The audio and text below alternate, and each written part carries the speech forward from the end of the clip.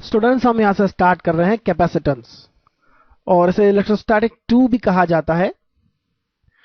Capacitor क्या होता है, सबसे पहले यह समझते हैं। Capacitor is a device that store charge and potential energy. ऐसा डिवाइस जो चार्ज स्टोर करता है और ऑब्वियसली वहां पर पोटेंशियल एनर्जी भी होगी, क्योंकि चार्ज है तो वहां पर उनकी पोटेंशियल एनर्जी होती है। तो कैपेसिटेंस उस कैपेसिटर की मेजरमेंट है, चार्ज स्टोर करने की कैपेसिटी की। और इससे हम कुछ इस तरह से देखते हैं। इसकी यूटिलिटी आपको पता होना चाहिए। जब हमने सर्किट देखे होंगे बहुत सारे इलेक्ट्रॉनिक, तो उसमें इस तरह की कुछ डिवाइसेस आपने देखी होगी, जिसमें 2 वायर लगे होते हैं, सिलेंड्रिकल होती है नॉर्मली। इसके अंदर पेपर कैपेसिटेंस होता है। दोनों वायर से different different papers connect attach होते हैं और उनको फोल्ड करके रखा जाता है, जस्ट लाइक 2 प्लेट्स। तो इस तरह की डिवाइस हमारे सर्किट्स में यूज होती है। This is called capacitor. पहले इन्हें कंडेंसर भी कहा जाता था, कंडेंसर। तो यह कंडेंसर बड़ा लगा होता है। कंडेंसर वर्ड आज भी आपने देखा होगा, इतना बड़ा व्हाइट होता है, आपके फैंस वगैरह में यूज होता है। It is also called condenser. तो नाम अलग है। कैपेसिटर डिवाइस हो गई हमारी, जिसका काम चार्ज स्टोर करना है, और यह चार्ज फिर से हमें मिलता है, और यह पोटेंशियल एनर्जी रिलीज होती है स्लोली या fastly according to the application of the capacitance of the device. तो डिवाइस का कैपेसिटेंस कैसे फाइंड करेंगे हम, और कौन सी डिवाइस कैसे चार्ज स्टोर करती है, यह देखना है हमें। और सबसे पहले कैपेसिटेंस का कंसेप्ट समझते हैं। एक कैपेसिटेंस को हमने किस तरह से डिफाइन किया है। तो आइए देखते हैं कैपेसिटेंस को हम एक आइसोलेटेड कंडक्टर के लिए कैपेसिटेंस किस तरह से होता है। यदि हम एक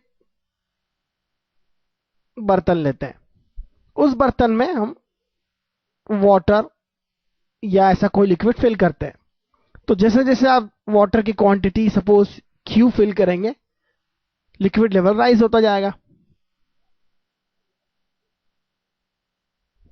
the capacity is this volume. पूरी कैपेसिटी की बात करें तो पूरा वॉल्यूम हो जाएगा, लेकिन कैपेसिटेंस की बात करें तो कैपेसिटेंस क्या होगा। This is suppose height h। तो यहां इस वाटर का जो कैपेसिटेंस होगा वह Q बाय h होगा। आप अच्छे से देख सकते हैं, अगर h कम है, किसके लिए h कम होगा, जिस बर्तन की सरफेस एरिया ज्यादा होगा। सेम अमाउंट अगर आप इसमें भी डालेंगे तो इसके लिए h कम होगा, यानी इसका कैपेसिटेंस ज्यादा है। हाइट मत देखिए आप, यह देखिए कम हाइट तक फिल होगा। Total height will define the capacity. कितनी कैपेसिटी है तो टोटल वॉल्यूम होगा। तो आइडियल केसेस में हम देखते हैं।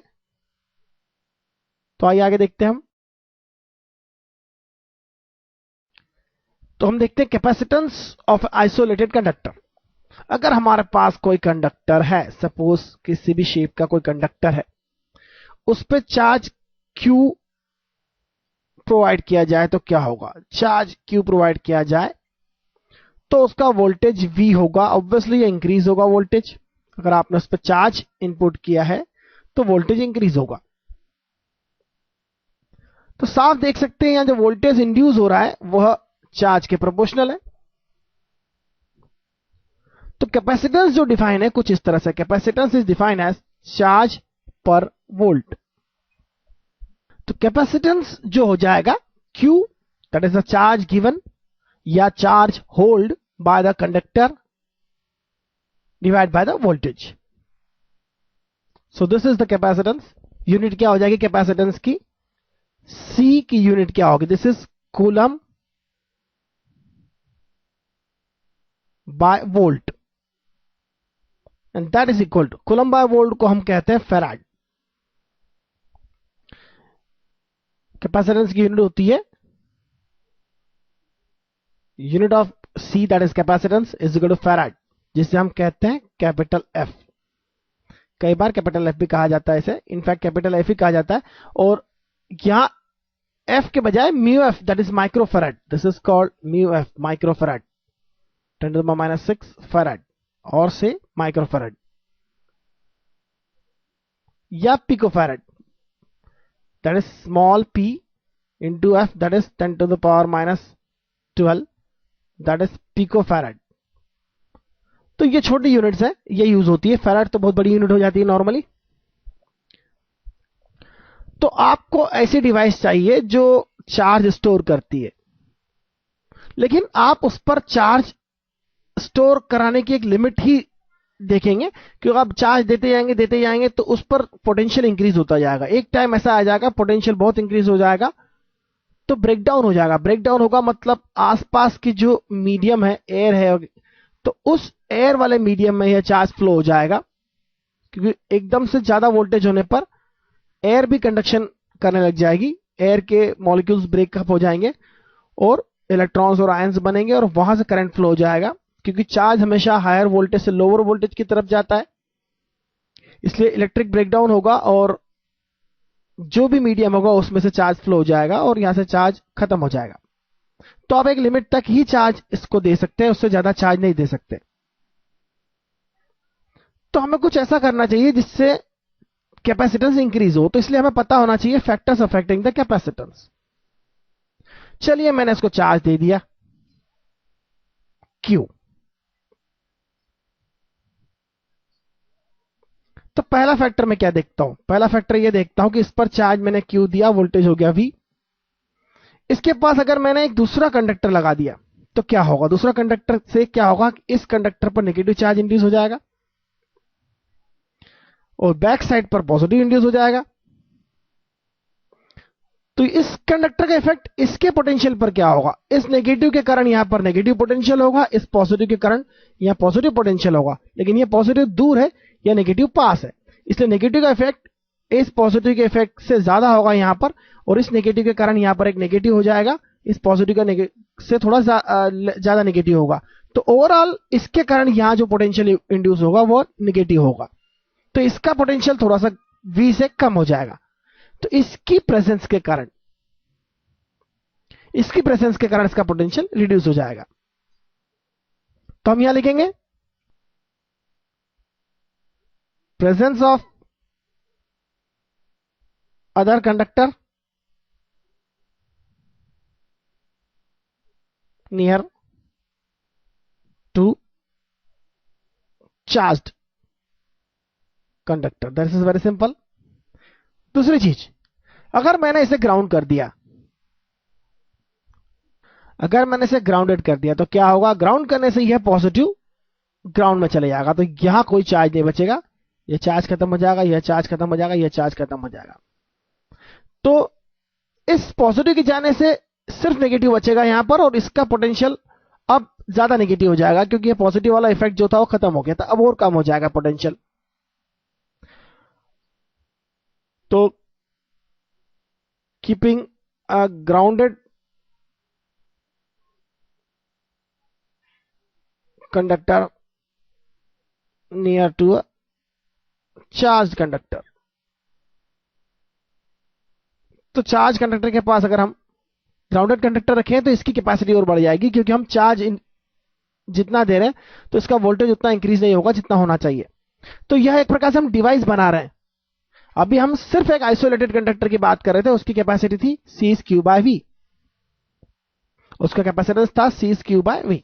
अब हम जो कुछ करने जा रहे हैं, दूसरे फैक्टर्स को यूज करते हुए ऐसा कुछ बनाने जा रहे हैं जिससे इसकी कैपेसिटी और बढ़ जाए। तो कैसे कैसे डिवाइस होती है आगे देखते हैं हम। पैरेलल प्लेट कैपेसिटर होता है, सिलिंड्रिकल प्लेट कैपेसिटर होता है, स्फेरिकल कैपेसिटर्स होता है, तो वो तो हम देखेंगे, लेकिन प्रिंसिपल सबका एक ही है। तो आइए आगे देखते हैं हम। Method to find capacitance. Method to find capacitance, कोई भी डिवाइस हम आगे देखेंगे, जैसे कि एक पैरेलल प्लेट कैपेसिटर देखेंगे, एक स्फेरिकल कैपेसिटर देखेंगे, या सिलिंड्रिकल कैपेसिटर देखेंगे, या दो इस तरह से स्फेयर एक दूसरे के पास में, this is the another capacitor. तो बहुत सारी डिवाइसेस देखेंगे हम। तो इन सब डिवाइसेस का कैपेसिटेंस फाइंड करने की मेथड क्या है? मेथड यह है कि हम चार्ज क्यों इंड्यूस करेंगे, इंट्रोड्यूस करेंगे in fact, Q charge will be introduced on conductors और प्लेट्स। तो यहां जो भी कंडक्टर है या प्लेट्स है, कंडक्टिंग प्लेट्स है, उन पर क्यू चार्ज इंट्रोड्यूस करेंगे। फर्स्ट स्टेप तो ये होगी। दूसरी स्टेप कैलकुलेट करेंगे हम, calculate the potential difference that is equal to V। Calculate the potential difference, इन दोनों प्लेट्स के बीच का पोटेंशियल डिफरेंस फाइंड करेंगे, इन दोनों प्लेट्स का पोटेंशियल डिफरेंस फाइंड करेंगे और इस तरह से इन दोनों के बीच का पोटेंशियल डिफरेंस फाइंड करेंगे। तो कितना पोटेंशियल डिफरेंस क्रिएट कर रहे हैं हम, और उस चार्ज जिसके कारण ये कैपेसिटेंस पोटेंशियल डिफरेंस प्रोड्यूस हुआ है, तो यह V ऑब्वियसली इस चार्ज के कारण होगा जो चार्ज हम प्रोवाइड करेंगे यहां पर। अगर चार्ज यहां आप Q प्रोवाइड करते हैं तो उसके अपोजिट डायरेक्शन में क्या चार्जेस इंड्यूस होंगे, यह आपको अलग अलग कंडीशन में समझते हुए आना चाहिए। तो डिस्कस सबका करेंगे हम, लेकिन मेथड सबका एक ही है। चार्ज इंट्रोड्यूस करेंगे, कैलकुलेट करेंगे पोटेंशियल डिफरेंस V, और कैपेसिटी हो जाएगा C is Q by V।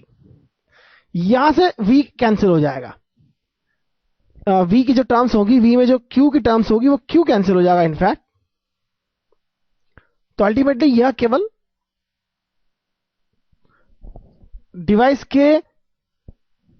के ज्योमेट्रिकल स्ट्रक्चर पर डिपेंड करेगा, कितनी लंबी है, कितनी बड़ी है, कितनी डिस्टेंस है और उनके बीच में क्या है, कैसा डाइलेक्ट्रिक है।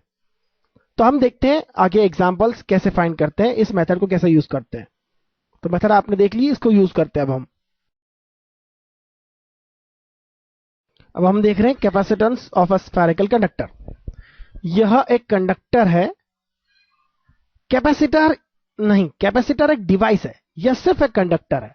तो इसकी भी कैपेसिटी होती है, सेम प्रिंसिपल यूज करते हैं हम। देखिए क्या होगा, अगर स्फेरिकल कंडक्टर है जिसकी रेडियस R है, अगर इस पर हम चार्ज Q इंट्रोड्यूस करते हैं तो क्या होगा। इसके पोटेंशियल का फॉर्मूला आपको अच्छे से पता है। तो पोटेंशियल V जो होगा वह Q upon 4 pi epsilon naught R होता है। डाइलेक्ट्रिक का भी इफेक्ट होता है यहां पर इनफैक्ट। तो अभी हम डाइलेक्ट्रिक का इफेक्ट हमने देखा नहीं है, हमें पढ़ना चाहिए, ये बात भी पढ़ना चाहिए कि डाइलेक्ट्रिक का भी इफेक्ट होगा इसके कैपेसिटेंस पर। तो यहां पर हम Q upon 4 pi epsilon naught R लेते हैं सिर्फ। तो ये हो गया इसका पोटेंशियल। अब हमने क्या देखा था, कैपेसिटी का फॉर्मूला क्या हो जाएगा। कैपेसिटेंस का फॉर्मूला हो जाएगा Q बाय V। आप देख सकते हैं Q upon V, V is this, that is Q upon 4 pi epsilon naught R। मैंने पहले ही कहा था Q डेफिनेटली कैंसिल होगा, Q कैंसिल होगा ही होगा, तो आपको मिलेगा 4 पाई एप्सिलॉन नॉट R। तो कैपेसिटेंस ऑफ स्फेरिकल कंडक्टर जो है C is equal to 4 pi epsilon naught R हो गया। आप देख सकते हैं यह सभी कांस्टेंट्स हैं और R जो है इसका स्ट्रक्चर है, इसकी ज्योमेट्री है, चाहे यह सॉलिड हो या हॉलो हो, कैपेसिटेंस होगा 4 pi epsilon naught R। R is the radius of the spherical conductor. तो आप एक बात जरूर समझिए कि यह कैपेसिटेंस जो है चार्ज पर डिपेंड नहीं करता, वो उसके ज्योमेट्रिकल शेप पर डिपेंड करता है। साफ बात है, C depends on geometry, not on charge on it. यह बात साफ दिख रही है। चार्ज इस पे कितना था उससे कोई मतलब नहीं है, क्योंकि मटका खाली हो कि भरा हुआ उसका कैपेसिटेंस तो होता ही है। मटका आपका खाली हो कि भरा हुआ उसकी कैपेसिटेंस होता है, उसकी कैपेसिटी होती है। तो इसी से चार्ज कंडक्टर की कैपेसिटी होगी, क्या चार्ज तो हम इंड्यूस करते हैं, तो कंडक्टर की कैपेसिटेंस हमें कैलकुलेट करता आना चाहिए। आइए आगे देखते हैं और अब हम देखते हैं energy stored in a charge conductor. अगर चार्ज है तो वहां पोटेंशियल एनर्जी स्टोर जरूर है, और किस तरह से है। अगर चार्ज Q है, रेडियस R है, तो कैपेसिटेंस का फॉर्मूला हमने देखा था 4 पाई एप्सिलॉन नॉट R हो जाएगा चार्ज कंडक्टर के लिए। और आपने पोटेंशियल देखा था Q upon 4 pi epsilon naught R। लेकिन चार्ज Q यहां पर डायरेक्ट कैसे आया, आपने थोड़ा थोड़ा चार्ज दिया होगा, सपोज यू हैव लेकिन चार्जिंग के प्रोसेस को समझिए। इनिशियली ये अनचार्ज था, इस पर आप DQ चार्ज लाए, फिर थोड़ा सा DQ चार्ज लाए, DQ करके थोड़ा थोड़ा चार्ज इस पे लाते हैं, तो पोटेंशियल इसका इंक्रीज होता जाता है। तो एक्सटर्नल वर्क डन क्या होता है? एक्सटर्नल वर्क डन जो होता है वह पोटेंशियल इंटू DQ हो जाएगा, क्योंकि आप DQ चार्ज V पोटेंशियल के अगेंस्ट यहां पर लाए हैं। क्योंकि आप एक बार चार्ज लाते हैं तो इसका पोटेंशियल इंक्रीज हो जाता है, फिर आप इस पर चार्ज लाते हैं तो आपको उस चार्ज को लाने के लिए वर्क डन करना होगा, क्योंकि इसका पोटेंशियल है और DQ सेम चार्ज है, पॉजिटिव चार्ज है, तो इस पर लाने पर आपको यहां तक चार्ज को लाने में V पोटेंशियल के अगेंस्ट आपको वर्क करना होगा। तो इंफिनिटी से अगर आप यहां लाते हैं तो 0 टू V पोटेंशियल डिफरेंस हो जाएगा आपका, दैट इज V। तो यह V वेरिएबल है,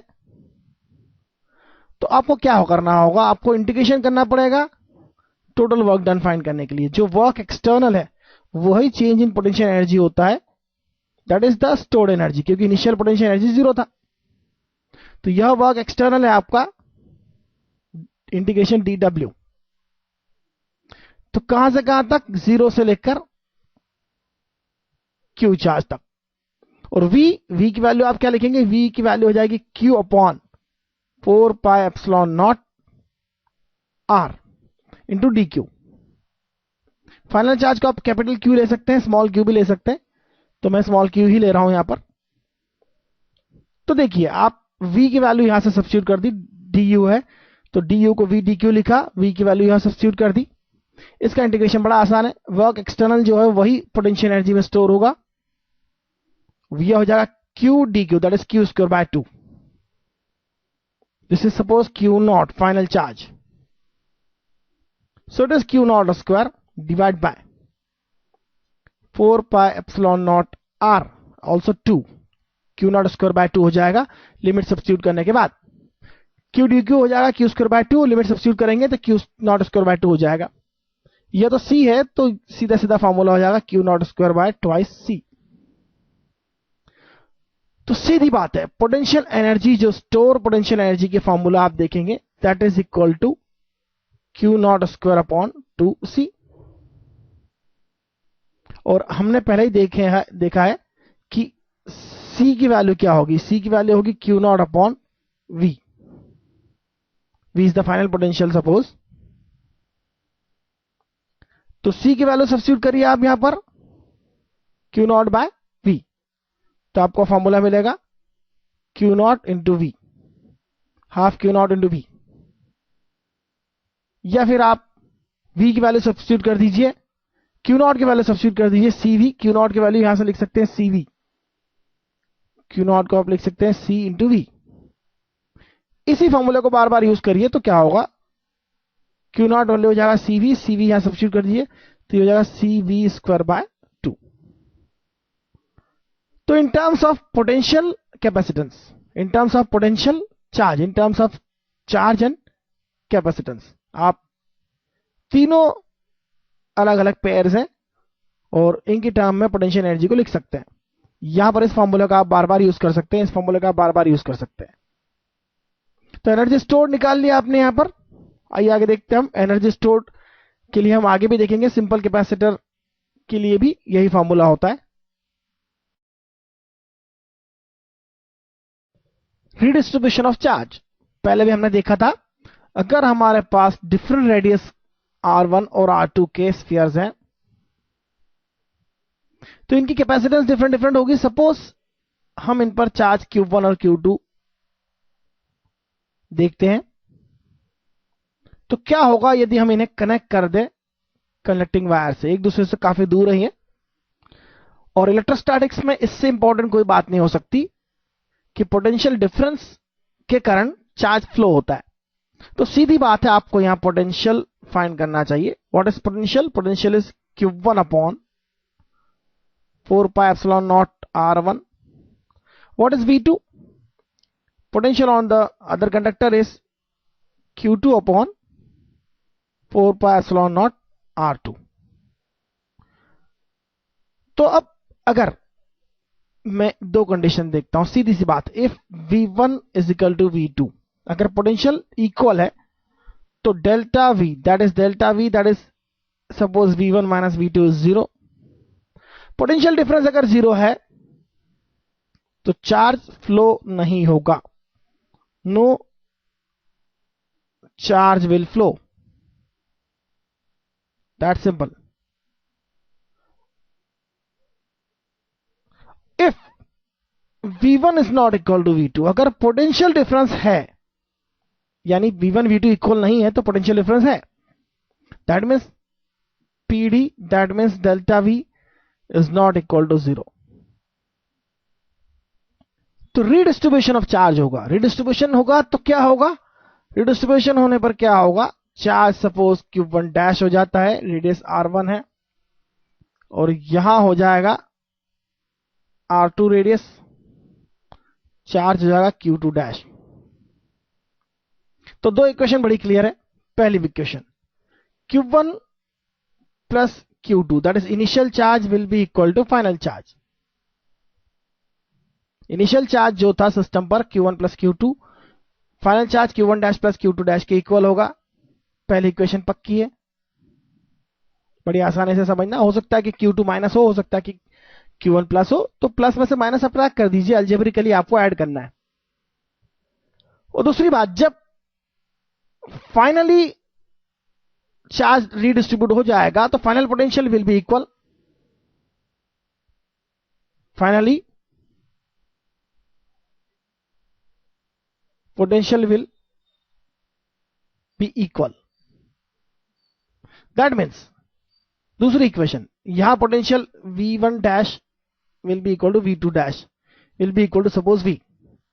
तो यहां इनिशियली फाइनली पोटेंशियल क्या हो जाएगा, Q1 dash upon R1 is equal to Q2 dash upon R2. 4 pi epsilon naught मैंने नहीं लिखा है. क्यों नहीं लिखा है, क्योंकि दोनों साइड से कैंसिल हो जाएगा. और सीजीएस सिस्टम में अगर आप देखें तो सीजीएस सिस्टम में 4 पाई एप्सिलॉन नॉट आर होता ही नहीं है. सीजीएस सिस्टम में कैपेसिटेंस क्या होता है, in CGS system capacitance C is simply R, that is radius. 4 pi epsilon not आप सीधे सीधे वहां से हटा दीजिए. In CGS system C is the radius. That means CGS system में कैपेसिटेंस की यूनिट क्या होगी, सेंटीमीटर, क्योंकि सीजीएस सिस्टम में रेडियस को हम सेंटीमीटर्स में मेजर करेंगे. तो यूनिट ऑफ C क्या हो जाएगा, unit of capacitance will be centimeters. This is capital C capacitance. तो ठीक है, मैंने यहां 4 पाई एप्सिलॉन नॉट कैंसिल हो जाएगा. सिस्टम आप कोई सा भी ले, दोनों जगह कैंसिल हो जाएगा, यह वैल्यूज इक्वल हो जाएगी. और आप इन दोनों को सॉल्व करके रिडिस्ट्रीब्यूट कर सकते हैं चार्जेस को. बड़ा आसानी से समझना, सॉल्व करना. आगे तो आइए आगे देखते हैं. Loss of energy during redistribution of charge. Loss of energy होगा, पक्की बात है, लॉस ऑफ एनर्जी होता है. क्यों होता है ऐसा, क्योंकि सिस्टम की पोटेंशियल एनर्जी हमेशा कम होगी. किसी भी प्रोसेस में जो प्रोसेस स्पॉन्टेनियस है, अपने आप हो रहा है, तो सिस्टम डेफिनेटली यही चाहेगा कि इसकी पोटेंशियल एनर्जी कम से कम हो, चाहे वह किसी भी प्रकार का सिस्टम हो, इलेक्ट्रिकल हो, मैग्नेटिक हो, इलास्टिक हो, सरफेस पोटेंशियल का हो या न्यूक्लियर हो, किसी भी तरह का हो, पोटेंशियल एनर्जी कम से कम होना चाहिए. सिस्टम की यही एकमात्र, ग्रेविटेशनल हो तो भी, तो सिस्टम की यही एकमात्र कोशिश रहती है. तो रिडिस्ट्रीब्यूशन ऑफ चार्ज हुआ है, इसका मतलब एनर्जी लॉस होगा. दुनिया में एनर्जी से रिलेटेड क्वेश्चंस अगर आप करें तो मेरी इस बात को हमेशा ध्यान रखिए. तो लॉस ऑफ एनर्जी हो रहा है क्योंकि सिस्टम हमेशा चाहता है कि लोएस्ट पोटेंशियल एनर्जी हो उसकी. अगर एक से ज्यादा पोटेंशियल एनर्जी है सिस्टम के पास, जैसे कि सिस्टम के पास ग्रेविटेशनल, इलास्टिक और इलेक्ट्रोस्टैटिक सभी तरह की पोटेंशियल एनर्जी हो, तो इन सारी पोटेंशियल एनर्जीज का जो सम है, जो सम मतलब एडिशन करने से जो टोटल एनर्जी होगी वह कम होगी, वह ऐसी होगी कि वो मिनिमम हो जाए. सिस्टम ये चाहेगा कि ओवरऑल पोटेंशियल एनर्जी मिनिमम हो जाए. इस प्रोसेस में कोई एक पोटेंशियल एनर्जी बढ़ जाएगी, कोई घट भी सकती है. तो ओवरऑल हमने ये बात समझी कि सिस्टम चाहता है कि उसकी टोटल पोटेंशियल एनर्जी जो कम से कम हो. तो यह इलेक्ट्रोस्टैटिक पोटेंशियल एनर्जी जो है रिडिस्ट्रीब्यूशन ऑफ चार्जेस के कारण कम होगी. तो एनर्जी लॉस्ट होगी। लॉस्ट ऑफ एनर्जी मैं यहां लिख देता हूं केवल कितना होगा। लॉस ऑफ एनर्जी होगा C1 C2 that is capacitance upon 2 C1 plus C2 into potential difference V1 minus V2 square. Basically formula है, आगे जाके इस फॉर्मूले को हम डिराइव करेंगे कैपेसिटेंस पैरेलल प्लेट कैपेसिटेंस के लिए, तो सेम मेथड होगी डेरिवेशन की, तो वहां मैं डिराइव करूंगा, यहां मैं छोड़ देता हूं। तो आइए आगे देखते हैं हम। कैपेसिटर्स हमने पहले क्या देखा था, कंडक्टर देखा था एक, जिसे हमने चार्ज दिया था प्लस क्यू। लेकिन कैपेसिटर दो कंडक्टर से मिलकर बनता है। यूजुअली दो प्लेट ले लीजिए आप, या दो कॉन्सेंट्रिक